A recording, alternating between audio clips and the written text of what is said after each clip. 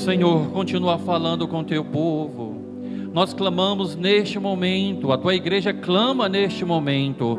Ó Espírito Santo de Deus, vem sobre nós, vem sobre a vida do teu filho que vai ministrar a tua palavra. Continua exortando a tua igreja, continua afirmando as tuas palavras em nossos corações.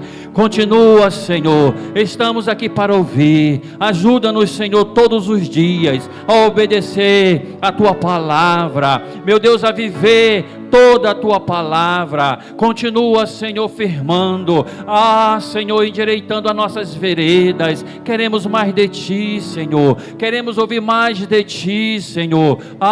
Senhor, convence os nossos corações de nossos maus caminhos, de nossos maus pensamentos. Queremos morar contigo, queremos estar na tua presença, queremos ver uma vida aprovada pelo Senhor. Por isso toma o teu filho nesta noite e fala aos nossos corações. Ajuda-nos, Senhor, a compreender, a obedecer a tuas leis e teus mandamentos. Em nome de Jesus nós oramos e te pedimos.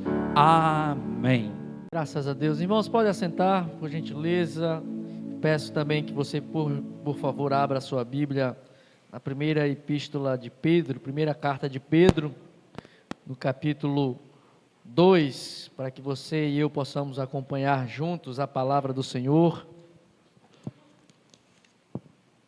E nós vamos refletir e meditar naquilo que Deus tem para nós nesta noite, como uma continuidade daquilo que já falamos um pouco pela manhã, também para que uma aplicação um pouco diferente sobre a necessidade que nós temos de restaurar a nossa identidade espiritual em Cristo Jesus. Este é o tema da nossa mensagem de hoje, nossa identidade espiritual em Cristo.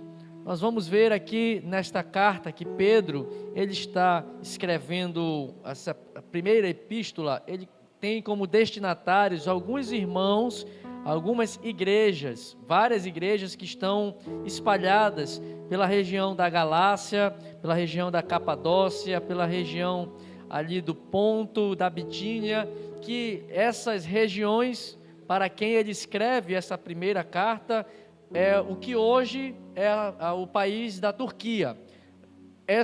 Os destinatários para quem Pedro escreve estão nessa região ali da Ásia Menor, do Oriente Médio, que é hoje como é hoje a Turquia, a região da Turquia.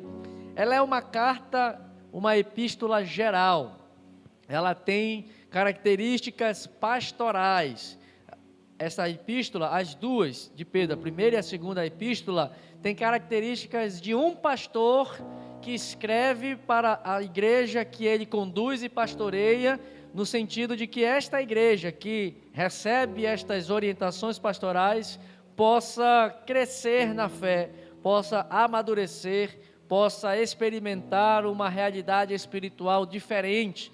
E é esta a intenção que Pedro tem para escrever essas cartas. Este é o propósito dele. Ele chama os seus destinatários desta carta, ele chama esses crentes de eleitos. Ele chama aos eleitos que estão espalhados nessa região que hoje é conhecida como a Turquia.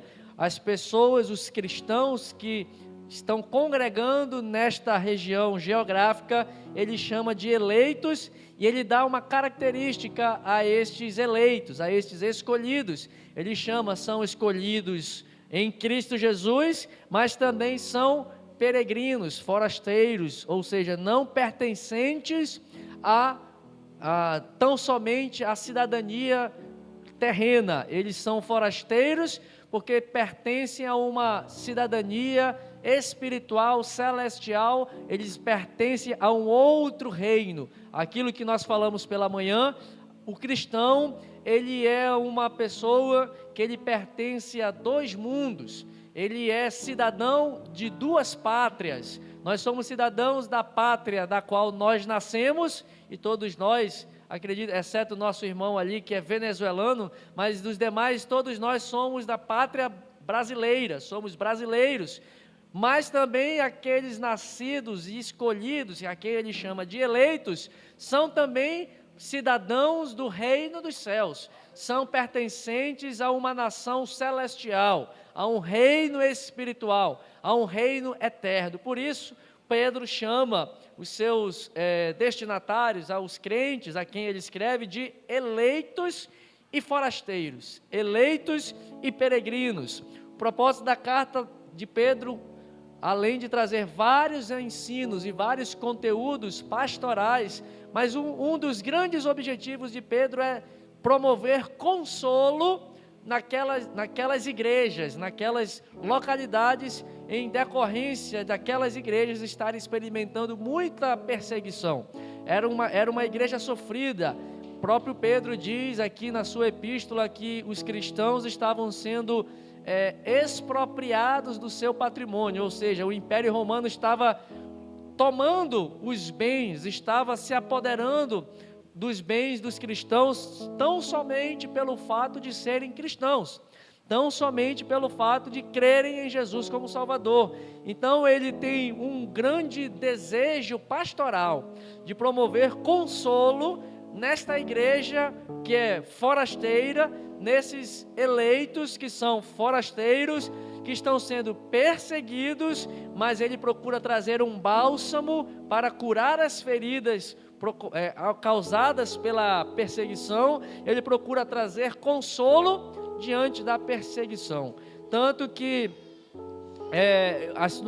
no início da sua carta, ele coloca justamente isso, que Deus nos prova, nós estamos passando por provas e por lutas, como se fosse por um fogo abrasador muito forte, mas a nossa fé e a nossa confiança em Deus, ela é maior, porque nós não fomos comprados nem por prata, nem por ouro, mas nós fomos comprados pelo precioso sangue de Jesus. E agora a nossa fé, sendo provada pelo fogo, testada pela perseguição, ela vai redundar para nós aprovação. Isso ele vai nos falando, vem nos mostrando, porque ele quer trazer consolo, dizendo para os crentes, dizendo para eles: olha, vocês são eleitos, escolhidos por Deus, e há consolo de Deus para as vossas vidas. Irmãos, nós precisamos de tempos em tempos nos lembrar de que Deus é o nosso consolador, de que Deus está conosco nas nossas lutas e tribulações, de que nós temos uma identidade, que nós somos pertencentes a uma nação especial, nós fomos escolhidos por Deus para sermos integrantes de um reino eterno, nós fomos chamados para viver a eternidade com Deus. Isso é digno de muito privilégio. Não que nós tenhamos escolhido a Deus, como o próprio Senhor Jesus já falou: não foram vocês quem me escolheram, mas fui eu quem escolhi a vós. Foi Cristo Jesus quem nos escolheu. Foi pela graça divina que o Espírito Santo iluminou a nossa mente, para que nós pudéssemos compreender e entender que precisamos de um bendito Salvador, que éramos pecadores, que éramos inimigos de Deus, mas pela graça de Jesus nós fomos iluminados e Cristo Jesus nos escolheu para sermos agora eleitos de Deus, servos do Senhor. Meus irmãos, nada melhor para consolar, nada melhor do que trazer uma palavra de consolo, do que reforçar a nossa identidade. Muitos dos conflitos atuais, dos temores dos tempos presentes, muito das depressões, muitas das angústias que estão sendo vividas nos dias de hoje, é por falta de uma identidade clara de quem nós somos, para o que nós fomos chamados. Uma ausência de propósito, meus irmãos, é algo completamente destruidor para a vida de uma pessoa que vive sem futuro, uma pessoa que vive sem projeto, uma pessoa que vive sem propósito, sem um alvo definido, uma pessoa que não sabe pelo porquê, para o que e por que está vivendo, é uma vida que não é digna de ser vivida. Nós precisamos buscar em Deus, reconhecer e pedir que o Espírito Santo de Deus nos ilumine para nos revelar quem nós somos em Cristo Jesus. quem nós somos na presença de Deus. O que é um jargão até meio que popular no meio cristão, nós somos tudo aquilo que a Bíblia diz que somos. Nós fazemos tudo aquilo que a Bíblia diz que eu posso fazer. Não é isso que nós falamos? Não é isso que se apregoa em muitos lugares? E a pergunta que eu faço é: você sabe o que a Bíblia diz a respeito de você, de quem você é? Você tem isso claro na sua vida? Qual é a sua posição diante de Deus? É isso que Pedro, logo no começo da sua epístola, procura apresentar para os cristãos que estão sendo perseguidos. Na cabeça daqueles crentes que estavam sendo aprisionados, lançados nas covas, lançados nas arenas para serem devorados como brinquedo na boca dos leões, diante de um público que aplaudia a morte dos cristãos. Diante de todo esse cenário, talvez a dúvida que havia no coração daqueles cristãos, daquele povo era: será que eu sou verdadeiramente eleito? Eu fui eleito para quê? Para ser engolido por leão? Será que eu fui eleito para ser empalado, para servir de tocha, para iluminar as estradas de Roma? Porque era isso que muitos cristãos aconteciam. Eles eram, não sei se os irmãos sabem o que é empalamento. A pessoa literalmente é colocada num espeto de churrasco, que vara na boca, e tacava-se fogo no corpo dos cristãos, porque a gordura do corpo humano sustentava e mantinha o fogo aceso, e serviam de lareira para iluminar as estradas de Roma, para que os soldados romanos trafegassem para suas batalhas e o exército passasse, andasse de manhã, de tarde e de noite. E os cristãos estavam sendo empalados e servindo de tocha humana. Aí fica na dúvida desse crente: eu estou sendo eleito para quê? Para isso? Eu sou eleito para quê? Para ser empalado e servir de tocha viva? Eu estou eleito para ser devorado por leões na cova? Não. Nós fomos eleitos para um propósito eterno. E quando nós estamos na luta, quando nós estamos na provação, quando nós estamos na angústia, nós passamos por esses conflitos. Será que vale a pena servir a Deus? Será que eu fui escolhido? A palavra de Deus diz que eu sou eleito, eu sou escolhido, eu sou filho, eu sou, como Pedro fala aqui mais à frente, eu sou nação santa, eu sou todas essas coisas, para experimentar e sofrer essas coisas. Tudo isso que eu estou passando hoje, é isso que nós precisamos compreender, que a nossa identidade, aquilo que somos em Cristo Jesus, vai muito além daquilo que das circunstâncias que nós enfrentamos das nossas vidas. A circunstância que você está enfrentando não determina quem você é.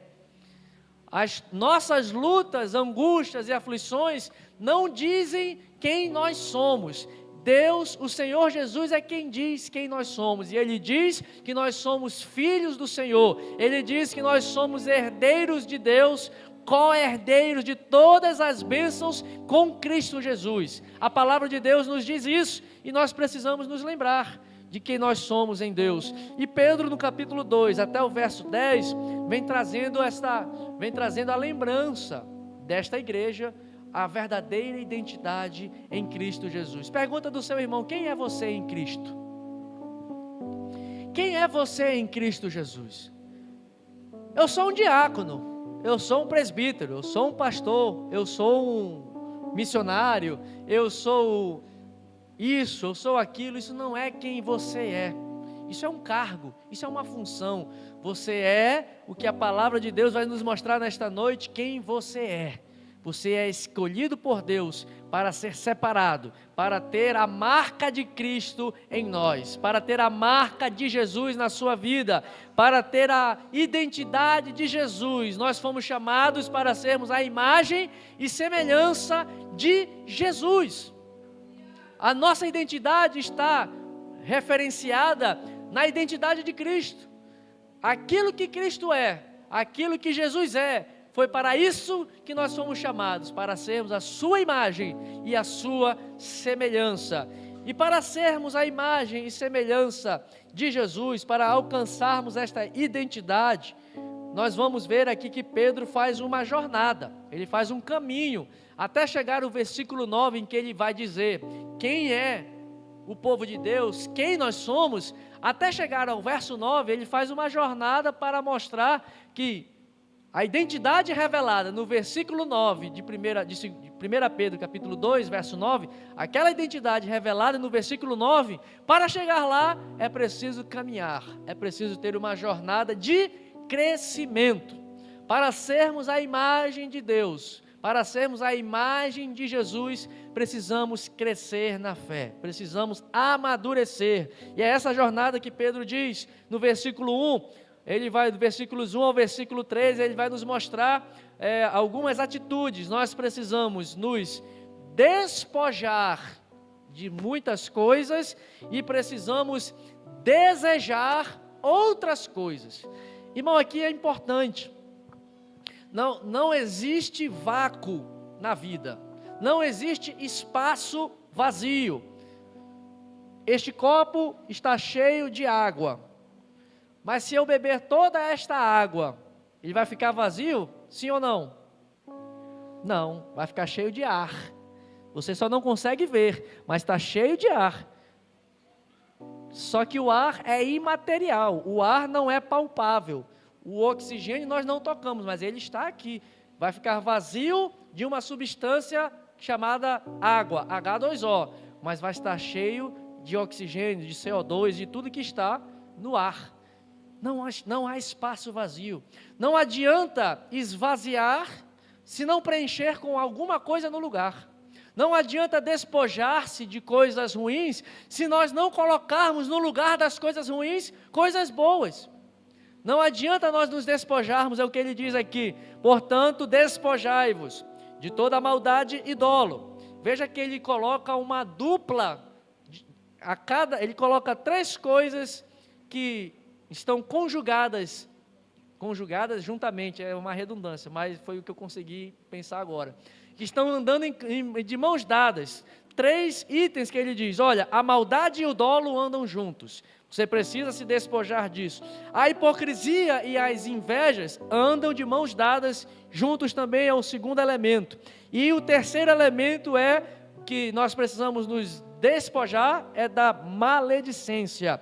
Nós precisamos, irmãos, para crescer e chegar na identidade do verso 9, que ele diz aqui, para chegar àquilo que ele diz lá, eu preciso começar a minha jornada com Deus, tirando essas coisas, me despojando das maldades e do dolo. Aqui essa dupla maligna, ela é na verdade o desejo intencional de praticar a iniquidade. Nós precisamos deixar, irmãos, uma coisa é nós tropeçarmos por uma situação, um momento, como nós dizemos aqui na linguagem amazonense, um momento de leseira baré. Ixi, me leserei aqui. E erra, e faz mas não é com dolo, não é intencional, não foi uma prática que brotou de um coração maligno, de um coração doloso. E essa expressão dolo, inclusive para a prática do crime, o Código Penal, ele atribui alguns tipos de dolo. Existe o dolo direto, ou seja, que o Código, aula de Direito Penal, rapidamente aqui para os irmãos de processo penal. Existe um dolo direto, ou seja, aquele dolo que eu quero matar o pastor Esmeraldo. Eu fui com vontade mesmo, eu tinha desejo. E tem um dolo chamado dolo indireto, que é o dolo do sem querer. É o dolo do Chaves, foi sem querer querendo. Não quis fazer, mas sem querer, por uma imperícia, por uma imprudência, por uma negligência, isso tudo está no direito, uma negligência, imprudência e imperícia, de forma culposa, eu agi para fazer mal contra o pastor. Este dolo que Pedro está falando e que nós precisamos deixar, é este dolo direto de fazer a maldade por querer. Não é um dolo culposo, não é um crime culposo. Um crime culposo tem inclusive na lei uma atenuante da pena. A pena é reduzida por conta de ter sido feito sem querer. que no direito é crime culposo. Na linguagem popular foi um crime sem querer. Pedro está dizendo aqui, o crime sem querer acontece. O pecado culposo acontece. O erro que nós cometemos por alguma negligência, vou aplicar o código. Nós às vezes pecamos por negligência, às vezes pecamos por imperícia e às vezes pecamos por imprudência. Isso são os elementos do crime culposo. Mas às vezes nós pecamos por imprudência. Imprudência.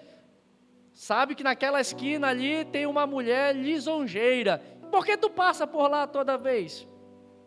Imprudência. O que a palavra diz? O sábio é aquele que vê o mal e foge para o outro lado. Vai errar por imprudência, vai cometer um dia, a carne é fraca, por descuido, vai passar lá imprudentemente, vai cometer um crime culposo, um pecado culposo, mas por quê? Por negligência, por imprudência e por imperícia. Isso acontece, tem sangue de Jesus para nos perdoar. O que Pedro está dizendo é, isso acontece, pode na nossa jornada acontecer, mas o que é pior é o crime, não, eu vou passar porque eu quero fazer isso, porque eu quero. Que eu quero pecar, eu quero errar, é o pecado intencional. Essa expressão despojar que ele está dizendo aqui, é como alguém que tira uma roupa, se despe daquela roupa da maldade, do dolo, do crime intencional, para colocar uma outra vestimenta. A caminhada com Deus precisa ser feita assim, não adianta tirar, como eu falei no início, se nós não colocarmos nada no lugar. Precisamos deixar o mal, doloso. Paulo, ele escreve justamente isso, a sua luta interna. O bem que eu quero fazer, eu não consigo fazer. Mas o mal que eu não quero fazer, é o que eu acabo fazendo. Que mal era esse que Paulo cometia? Era o mal, era o crime culposo. Ele não queria, mas tem um negócio dentro dele.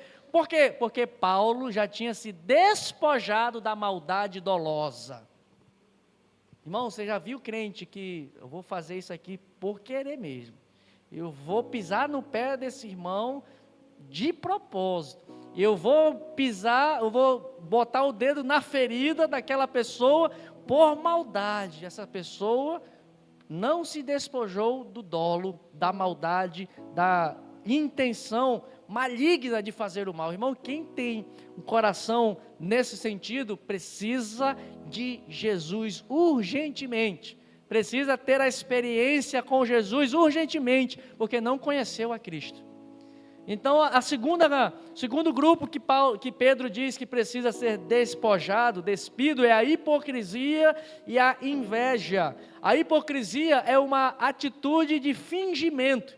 Essa palavra hipócrita, ela era uma palavra aplicada, principalmente na época do Império Grego, em que havia aqueles teatros realizados ao céu aberto, aqueles anfiteatros, a semelhança daquele que temos lá na Ponta Negra, os teatros, as novelas, que isso tudo surgiu lá no Império, na cultura grega, eram feitos, os personagens eram chamados os artistas eram chamados de hipócritas, porque eles usavam de uma máscara para disfarçar a sua real identidade e praticar os atos e fazer a encenação daquela peça para a qual ele estava atuando. Então, na verdade, a hipocrisia nada mais é do que uma máscara para disfarçar a nossa real ação, a nossa real intenção. E essa hipocrisia que Pedro diz aqui, que precisa ser despida, é a hipocrisia acompanhada da inveja. Duas coisas horrendas. A inveja aqui, no que Pedro está colocando, é no sentido de alguém querer ocupar o lugar de outra pessoa, é invejar o que o outro tem, é o cobiçar a mulher do próximo, é o cobiçar os bens alheios do próximo, lá dos 10 mandamentos. A inveja caminha junto com a hipocrisia, porque pela frente está uma aparente cara de irmão, mas por trás está uma intenção invejosa de tomar o lugar do outro. Pedro está dizendo, para chegar à real identidade do verso 9, precisa despojar-se da hipocrisia e da inveja. E o último elemento que Pedro coloca, que é necessário despojar-se para crescer e chegarmos à identidade que Cristo quer de nós, é a maledicência, que é o falar mal, e a maledicência é o fruto de um coração que já é invejoso, de um coração maldoso, de um coração que não consegue amar o outro e fala mal, fala às vezes até algo que é real, mas com a intenção de causar mal, com a intenção de manchar a imagem, manchar a identidade, a reputação do próximo. Nós vemos que no episódio que aconteceu com Miriam, Moisés e Arão no deserto, o problema que causou a lepra em Miriam naquele episódio, diz o texto lá, porque Miriam falou de Moisés. E esse falar não foi só um falar simples comentário, Moisés é profeta, não foi só isso, foi um falar invejoso. Moisés é profeta? Mas eu também sou profetisa, disse Miriam. Moisés é sacerdote, mas Arão, tu também és sacerdote. Era real essa colocação de Miriam? Sim. Miriam profetizou? Sim, profetizou. Arão era sacerdote? Sim, era sacerdote. Deus falava com Miriam e com Arão? Sim, falava com Miriam e com Arão. Mas o problema não foi que ela estava descrevendo a verdade. Ela estava falando mal, usando de língua maledicente. Às vezes até falando a verdade, achamos que estamos só relatando a verdade, mas na verdade estamos agindo de maledicência. Pedro está dizendo, despojai-vos, pois, de toda a maledicência. Depois, como eu falei, você tem que despojar, tirar algo e tem que colocar algo no lugar. É o que ele vai colocar no verso 2. Você tem que tirar tudo isso, despojar todas essas coisas, despojar-se da maldade dolosa, da hipocrisia, da inveja, despojar-se da maledicência, mas desejai ardentemente, como crianças recém-nascidas, o genuíno leite espiritual. Nós temos que desejar, tirar as coisas más e desejar receber aquilo que é genuíno, verdadeiro, aquilo que é alimento espiritual que Cristo Jesus pode nos dar. E ele diz aqui, este leite espiritual que vocês precisam colocar para dentro de vocês, é que vai proporcionar o crescimento para a vossa salvação. Irmão, na caminhada com Deus não adianta só deixar as coisas para trás, tem que deixar coisas para trás e colocar as coisas de Deus para dentro. Paulo, escrevendo aos Filipenses, ele diz, se houver alguma coisa justa, se houver alguma coisa que edifique, se houver algum louvor, se houver alguma coisa que produza edificação, seja isso que ocupe o vosso pensamento. Nós não podemos ter pensamentos ocupados pelas coisas desta vida, mas precisamos incutir em nós mesmos as coisas do reino de Deus, o leite espiritual, o alimento espiritual que a palavra de Deus nos dá. Nós precisamos disso e precisamos desejar ter essa experiência da graça, da bondade e da misericórdia de Deus. Deus precisa ser experimentado, irmãos. Não é um conhecimento de Deus, não é um conhecimento teórico. Conhecer a Deus não é apenas ler a palavra e se limitar a um conteúdo intelectual. O conhecimento de Deus é experiencial. É o que ele diz aqui no versículo 3. Se já tendes experiência de que o Senhor é misericordioso. Deus quer ser conhecido de andar com Ele. A dificuldade de Jó era essa. Eu te conhecia de ouvir falar, de teoria, de escutar pregações, de escutar mensagens, de escutar estudos bíblicos, mas hoje eu te conheço de andar contigo, Jesus. Jesus não, né? Deus. Na época de Jó, Jesus ainda não tinha vindo, mas ele agora conhecia a Deus por experiência. É para isso que Ele permite nós passarmos por lutas, para que nós possamos experimentar. Irmão, como é que você vai conhecer da provisão de Deus se você não experimentar a escassez? Como você vai experimentar e conhecer o Deus Jeová Jiré se você não enfrentar enfermidades? Como você vai conhecer um Deus que é bondoso se você não enfrentar a adversidade? Deus nos coloca na experiência, no forno da adversidade, para revelar a sua característica, para que nós possamos experimentá-lo, para que nós possamos conhecer de andar com Ele. Então, esvaziando das coisas que foram ditas, nos enchendo, desejando as coisas espirituais, eu quero avançar com você agora para o verso 9. Pois no verso 9, Pedro vem dizer qual é a nossa identidade. Antes de chegar lá, ele faz esse discurso sobre Jesus, a pedra fundamental. Ele diz ainda, para termos a nossa identidade, além de despojar-nos dessas coisas, precisamos desejar e buscar as coisas de Deus. Mas precisamos também estar fundamentada na rocha eleita, na pedra angular que é Cristo Jesus. Para aí então termos a nossa real identidade. Pedro nos apresenta que nós somos eleitos, escolhidos por Deus, somos eleitos pelo Senhor. E no verso 9, ele vem dizer duas coisas. Ele nos dá uma identidade e ele nos dá um propósito. Diga para o seu irmão, Deus quer nos dar uma identidade e um propósito. Porque não adianta só saber quem você é. Você foi escolhido para quê? Essa sua identidade diz que você é isso, mas para que serve essa identidade? Qual é a finalidade? Verso 9 vai nos dar a nossa identidade e vai nos dar o nosso propósito, para o que Deus nos chamou. Ele diz no verso 9, primeira parte, vós, porém, sois raça eleita, sacerdócio real, nação santa, povo de propriedade exclusiva de Deus, vírgula, aqui ele está dizendo quem nós somos.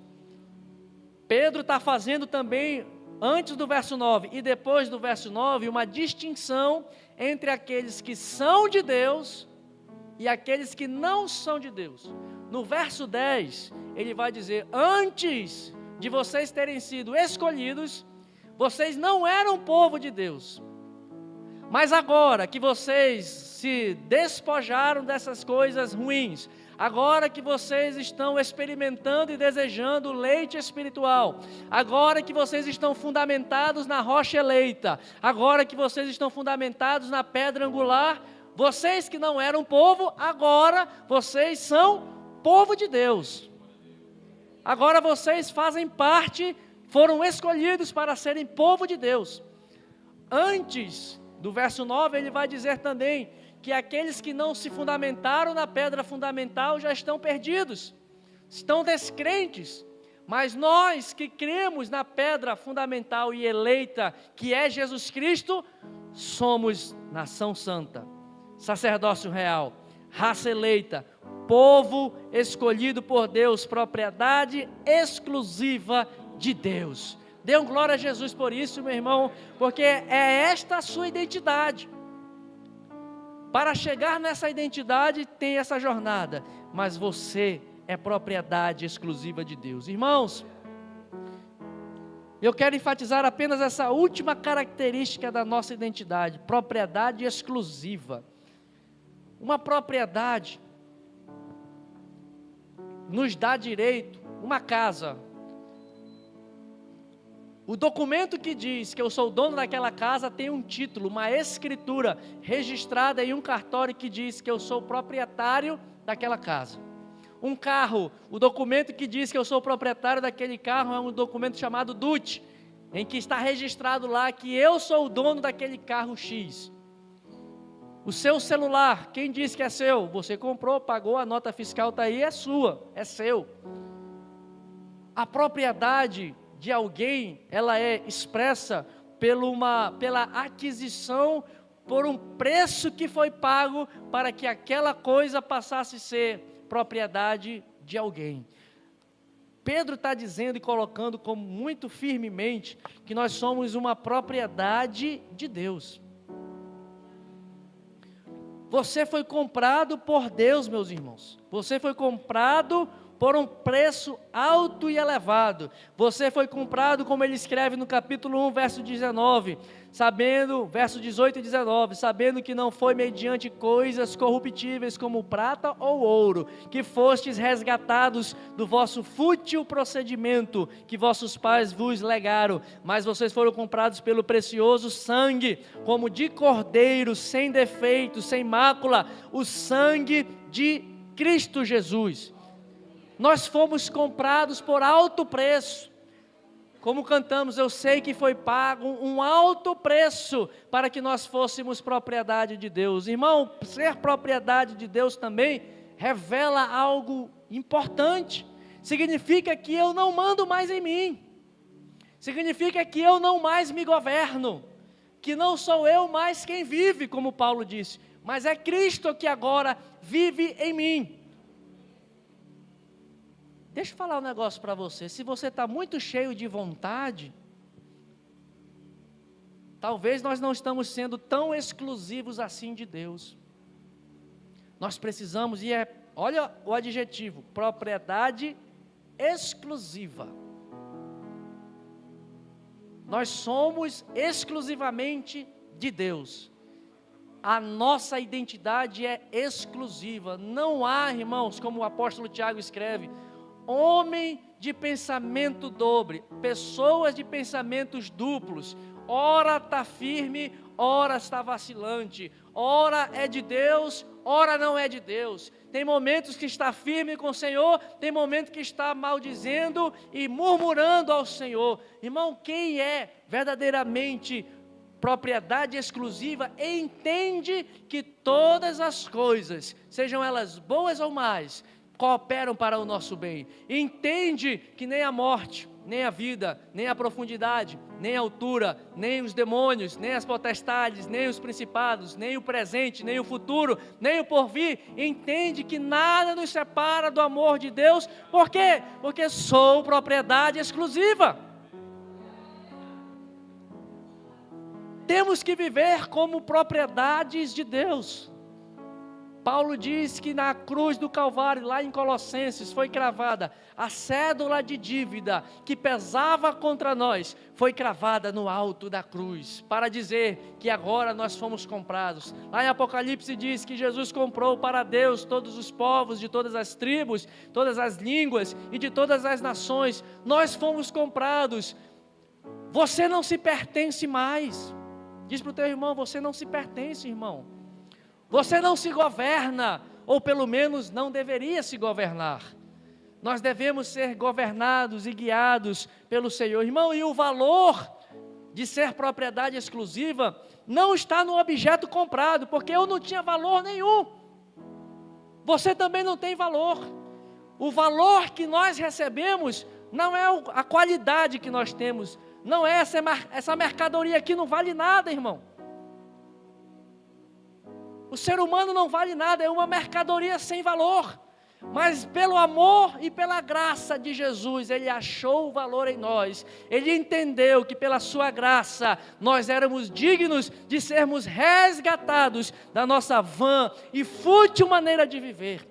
O valor que nós temos, o preço altíssimo do sangue de Jesus, não é por essa mercadoria valer alguma coisa não, mas é pelo esse ousado e infinito amor de Deus, como nós cantamos, que quebra as muralhas, que lança luz na escuridão, que vai ao nosso encontro, tão somente porque Ele nos amou, porque Deus amou o mundo de tal maneira, que deu o seu Filho para morrer por mim e por você, para me comprar, para te comprar, para que possamos ser hoje propriedades de Deus.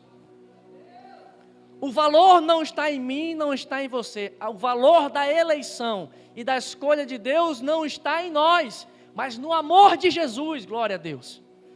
É o amor de Jesus que é precioso, irmãos. É o amor de Jesus que é valioso. É isso que nos dá valor. de inúteis e imprestáveis que éramos, pelo amor e graça de Jesus, agora você tem um valor. Por que você tem um valor?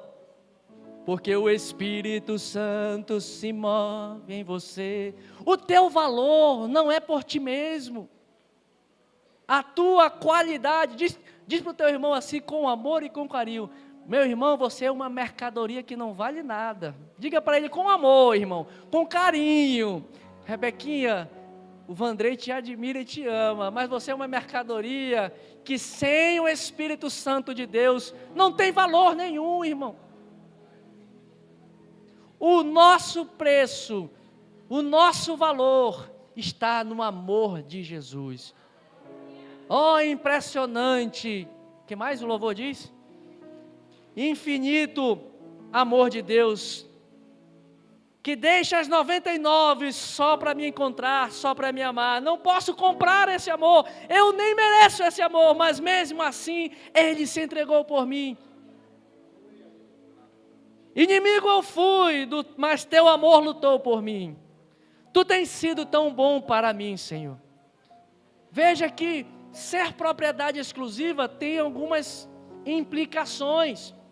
Significa que eu não sou mais dono de mim mesmo, mas aquele que me governa, aquele que domina sobre mim, aquele que é o meu dono, me governa com amor, me governa com graça, me governa com misericórdia. Por isso ele diz: vinde a mim, vós que estáis cansados e sobrecarregados, que eu vos aliviarei. Na continuação ele diz: aprendei de mim, que sou manso e humilde, e levem sobre vós o meu jugo, que é manso e suave. Irmão, você não se governa. Paulo, escrevendo aos Coríntios, ele diz: o amor de Deus nos constrange. Paulo é mais profundo, ele diz assim: o amor de Deus, nós somos hoje escravos do amor de Deus, revelado em Cristo Jesus. Ser propriedade de Deus é isso, irmão. É ser governado por um Deus de amor, por um Deus de graça, por um Deus de misericórdia, que quando eu era inimigo, Ele achou em mim valor, por o seu infinito amor. Você é propriedade de Deus, você é algo especial para Deus. E para nós encerrarmos, como eu falei, verso 9 nos dá uma identidade e nos dá um propósito. Você é tudo isso. Falava isso na reunião dos jovens. Essa palavra foi oriunda de uma reunião que nós tivemos com os jovens aqui numa sexta-feira. Falava para os jovens e repito e falo para a igreja: agora eu vou sair daqui grandão, porque eu sou a propriedade de Deus, eu sou nação santa, agora eu sou o supra-sumo. Não é para isso que Deus nos chamou, não. Ele nos dá essa identidade para uma finalidade. Diga assim para você mesmo: toda finalidade, aliás, eu falei, inverti. Toda identidade tem consigo uma finalidade. Você sabe quem você é hoje, mas para quê? A fim de proclamardes as virtudes daquele que vos chamou das trevas para a sua maravilhosa luz. A missionária Rosilene postou um vídeo hoje nos grupos aí de um bêbado pregando para uns crentes. Quem que você está levando para a igreja? O bêbado falando ele falou assim, lá em Efésios 10, claro, ele estava noiado, né? Efésios não tem 10, né? Era 6:10. Tem as armaduras de Deus e não sei o que e tal. E você que se diz crente, quem que você está levando para o reino de Deus? Quem que você está levando para a igreja? Vocês vêm para a igreja e os meninos lá, tudo. Você vai para a igreja para cantar, você vai para a igreja para louvar, você vai para a igreja para... Por que você não leva outras pessoas para lá? Porque é esta a finalidade de sermos propriedade exclusiva. E aí eu brincava com os jovens: nós não podemos ser crentes igual ao Kiko do Chaves. Você lembra o que a dona Florinda falava para o Kiko? Quem lembra? Como é que Kiko era chamado pela dona Florinda? Tesouro. Você pode sair, poxa, hoje eu sou o tesouro de Deus, vai sair daqui grandão, sou propriedade exclusiva, pastor Mário, sou um tesouro especial de Deus, sou nação santa, sou raça eleita. Aí você vai sair daqui gritando, eu sou um tesouro do meu Pai. Você não foi chamado, irmão, para se apartar do mundo.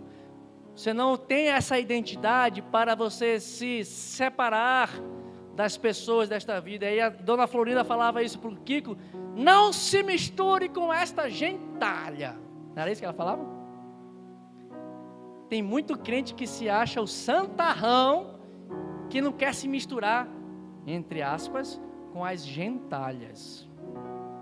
Não foi para isso que Deus te deu essa identidade. Ele te deu essa identidade para que você proclame as virtudes deste Deus, que outrora, quando você não era povo, outrora, quando você estava cheio de maldade dolosa, cheio de hipocrisia, cheio de inveja, outrora, quando você era cheio de maledicência, outrora, quando você era um criminoso, quanto mais doloso, intencional, esse Deus, pelo seu amor, vendo em você um inimigo dele, mas pela sua graça e misericórdia, ele decidiu te tirar do império das trevas, como ele diz aqui, para que ele vos chamou do império das trevas e te transportou para o império da sua maravilhosa luz. A sua identidade de propriedade de Deus exclusiva é para proclamar para quem ainda está lá, para quem ainda não é povo, para quem ainda está na perdição, para quem ainda está no reino das trevas, para quem ainda não encontrou a maravilhosa luz. E ele reforça a tua identidade para que quando você vá lá nas trevas, você não se contamine. Você precisa saber quem é, para quando você andar em meio às trevas não apaguem a tua luz, mas você reflita a glória de Deus em meio às trevas. É para isso que serve identidade. É para isso que serve saber quem nós somos. E o nosso propósito, sabendo quem somos, é levar a palavra de Deus aos perdidos. É ser sal neste mundo. É ser luz em meio às trevas. É ser santo em meio aos pecadores. Pastor Esmeraldo citou Malaquias hoje pela manhã, e Deus fará distinção entre quem serve ao Senhor e quem não serve ao Senhor. Para isso serve identidade, para que você brilhe no teu trabalho, na tua escola, no teu lugar, na tua vizinhança, por onde você passar, para que as pessoas possam ver esta maravilhosa luz, para que as pessoas possam ver não o tesouro que você é, não a preciosidade que você é, mas que possam ver em você a luz de Deus, a luz de Cristo Jesus resplandecendo e brilhando. Impressionante amor de Deus que me dá valor, que me faz ser precioso, que eu era inimigo, mas hoje sou amigo de Deus. Quero te convidar, meu irmão, a ficar de pé. Quero fazer uma oração por nós nesta noite, pedindo que o Senhor venha nos ajudar a reafirmar a nossa identidade, que o Senhor venha reforçar quem nós somos, mas além disso, que o Senhor coloque numa chama no teu coração, para você compreender qual é o propósito da tua chamada. Deus te chamou para anunciar as boas novas, daquele que te tirou das trevas para a sua maravilhosa luz. Há alguém nesta noite que deseja fazer esta transposição, sair das trevas, quer despojar-se da maledicência, quer despojar-se da maldade dolosa, quer despojar-se da hipocrisia e da inveja, quer despojar-se das trevas e quer ardentemente receber do leite espiritual de Deus, do alimento espiritual. Vem aqui à frente, vem aqui, é o alimento genuíno, é o alimento genuíno de Deus, é a palavra de Deus. O Senhor nesta noite quer fazer isto conosco. O Senhor quer nos encher da sua presença. O Senhor quer reafirmar a nossa identidade. E o Senhor quer restaurar o nosso propósito nesta noite. Há alguém nesta noite, de jovens aos mais idosos, que deseja se colocar aos pés do Senhor. Diz: Senhor, fortalece a minha identidade diante de Ti e renova o propósito da minha vida contigo. Renova o desejo de ser um arauto desta maravilhosa luz, desta maravilhosa graça que me tirou. Há alguém nessa noite, alguém que deseja uma oração específica, especial? Se não houver, nós vamos orar, nós vamos clamar ao Senhor, pedindo que Ele entre em nossos corações e nos inunde com este amor ousado, maravilhoso, que nos dá valor. Pai, muito obrigado, Jesus, pela Tua palavra nesta noite. Muito obrigado, Senhor, por este amor maravilhoso, Senhor. Muito obrigado por este amor que nos dá valor. É o Teu amor, Jesus, que nos faz ser especial. É o Teu Espírito Santo que nos faz ser preciosos. É a Tua manifestação, é a Tua presença em nossos corações que nos faz, Senhor, realmente ser verdadeiramente uma identidade que importa, Senhor. Pai, que a Tua palavra ministrada nesta noite possa produzir frutos em nossos corações.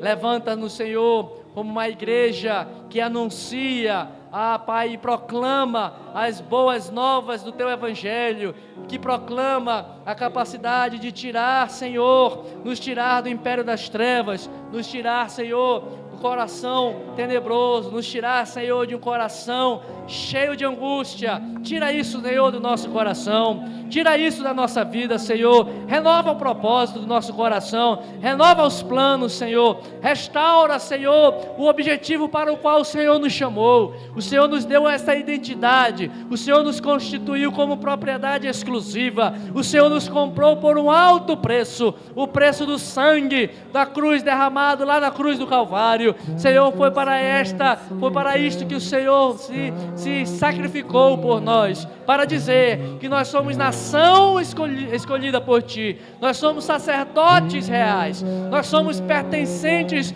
a um Deus amoroso, a um Deus bondoso, a um Deus misericordioso, e as Tuas misericórdias são as causas de nós não sermos consumidos, Senhor. Muito obrigado. Abençoa o Teu povo, renova, Senhor, renova planos, renova propósitos, renova projetos, renova, Senhor, a identidade, renova, Senhor, a nossa comunhão contigo, a nossa experiência contigo, o caminhar contigo dia após dia. Assim nós clamamos, assim nós Te pedimos, Senhor, assim nós oramos a Ti, assim nós clamamos ao Senhor, em nome de Jesus, em nome de Jesus. Aleluia.